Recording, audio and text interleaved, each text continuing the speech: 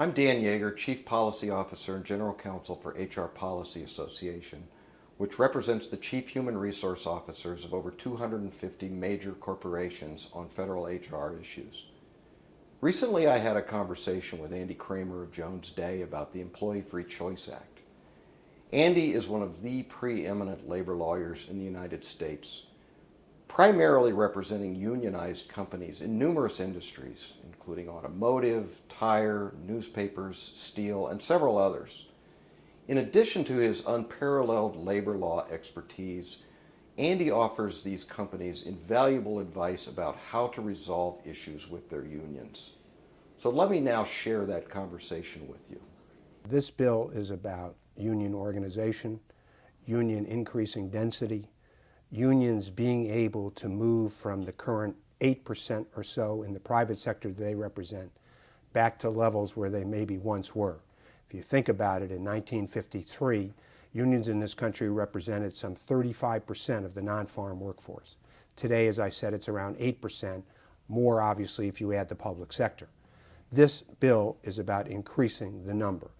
First of all, it eliminates the right of employees to decide through the ballot box. It gives the union the opportunity to be able to organize simply by having a majority of cards signed in an appropriate unit. It doesn't have to be the most appropriate unit, but it just has to be an appropriate unit. Number two, it would allow, after 130 days, the union to be able to impose the terms of a contract by going to arbitration and having an arbitrator decide to select whatever the union was proposing and impose that for a 2-year term on that employer. And again, there's no standard set out of how that's even decided. And then third, it adds significant remedies both in terms of damages and injunctive relief with respect to employers in those situations. I don't know of an arbitrator who is confident and capable of being able to decide what the provision should be as to the movement of employees for purposes of layoff, for purposes of promotion, for purposes of assigning work after an 8-hour shift ends. Those are all core issues that need to be decided by the parties. And let me give you a good example. What happens in the auto industry? As you know, many of the new auto companies who've come into the United States are non-union. The big three are unionized. What happens if the UAW would be successful, let's say, under this bill, and could organize Toyota or Honda or Nissan or Hyundai or whoever, and they go to the plant and they don't reach an agreement and it goes to arbitration?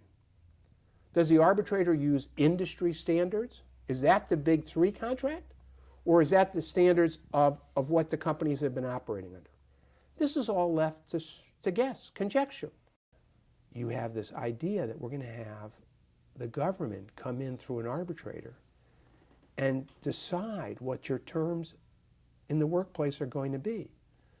To me, that is so fundamentally at odds with the notion that has existed ever since the National Labor Relations Act was passed in 1935 of free collective bargaining, and so fundamentally flawed on the theory that you're going to actually sponsor bargaining, that this will be good for collective bargaining, when it's the antithesis of collective bargaining.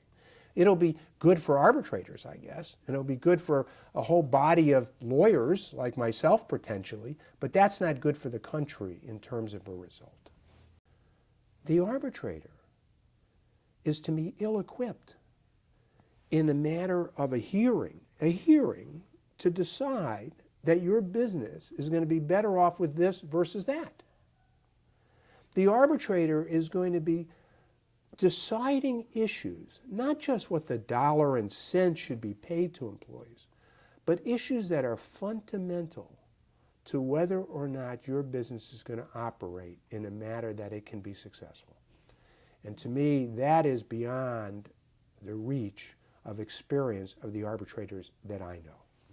I really think the notion that an arbitrator would be wiser than either the employer or the union to come up is just pure folly. In closing, the truth about EFCA in its current form is that it's far more than a simple card check bill, and its consequences would be catastrophic for employers, American workers and their families, and our economy. Please visit our website for more information and to learn how you can get involved.